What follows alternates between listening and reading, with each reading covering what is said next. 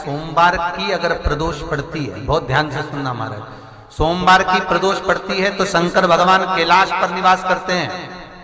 मंगलवार की प्रदोष पड़ती है तो शिव काशी में निवास करते हैं। बुधवार की प्रदोष पड़ती है तो शिव रजत भवन में निवास करते हैं। गुरुवार की प्रदोष पड़ती है तो शिव गंगा के स्थल पर निवास करते हैं। शुक्रवार की अगर प्रदोष पड़ती है तो शिव नीलकंठ पर विराजमान होते हैं। शनिवार की अगर प्रदोष पड़ती है तो शिव शमी के वृक्ष के नीचे रहते हैं। और रविवार की जब प्रदोष पड़ती है तो शिव बेलपत्र के पेड़ के नीचे निवास करते हैं। महाराज ये एकादशी शंकर से कह रही है कि आपका स्थान ये नहीं कि आप कैलाश पर मिले, उस बार को, उस तिथि के दिन, उस अनुकूल।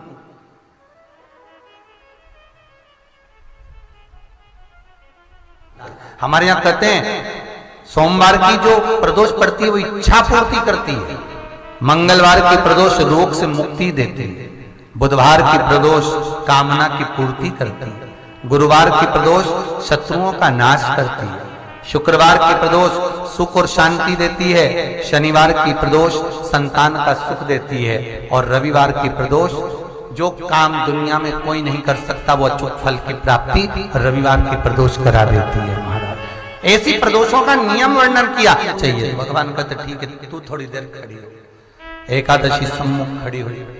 पार्वती जी ने जिस अंगुष्ठ का जल पीने के लिए लिया था हाथ में, बस पीने ही वाली थी, शंकर भगवान ने वही हाथ में जल लेकर एकादशी के हाथ में उसको देकर कहा ले, ये मेरे द्वारा निर्मित एक व्रत है जिसे त्रयोदशी के दिन तूने मांगा है, मैं तुझे देता हूं। आज इस व्रत का फल मैं तुझे प्रदान करता हूं। अब तू जिस जीवात्मा को लेकर जाएगी उसका पाप प्रबल नहीं होगा।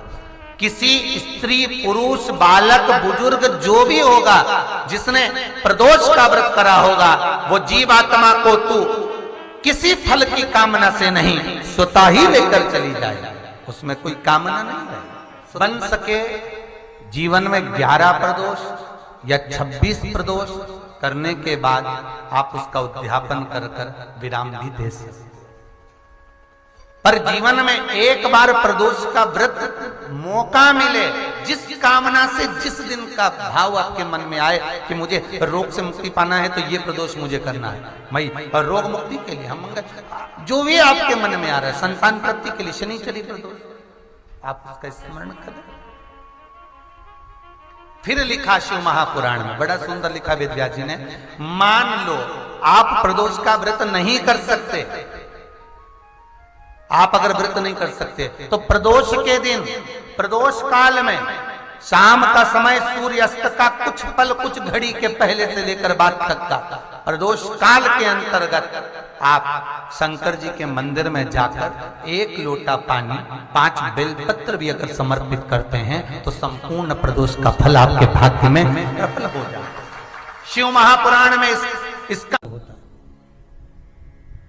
तो प्रदोष व्रत का नियम जो आप ले रहे हैं, प्रदोष व्रत को जो आप श्रवण कर रहे हैं उसको जरा ध्यान से सुनिएगा।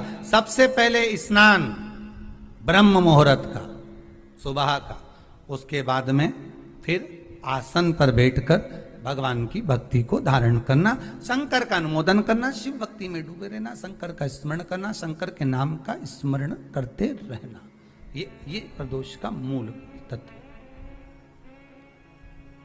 महाराज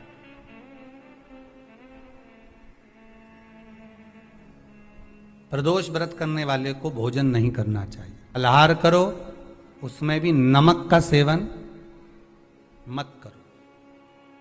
प्रदोष व्रत में नमक का सेवन वर्जित होता है। कारण क्या कारण होता है?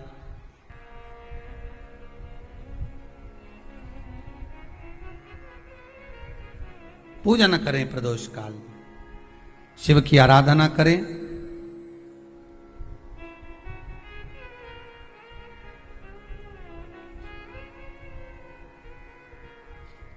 आगे वर्णन आया। प्रदोष व्रत करने वाले को प्रदोष के दिन प्रयास करना चाहिए कि रात्रि के समय पर आधा घंटा, 10 मिनट, 20 मिनट जागरण करे। जागरण मतलब थोड़ा भगवान का भजन कर ले। भले 4-5 माताएं इकट्ठी नहीं हो तो अपन अकेले ही कर लो। अपन अकेले कम है क्या भाई? अपन कम पड़े।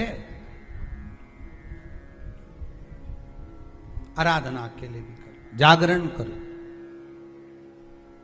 जब आपकी 11 प्रदोष हो जाए, 26 प्रदोष हो जाए, तब उद्यापन करो। उद्यापन 2 ब्राह्मणों को जोड़े से बुलाओ।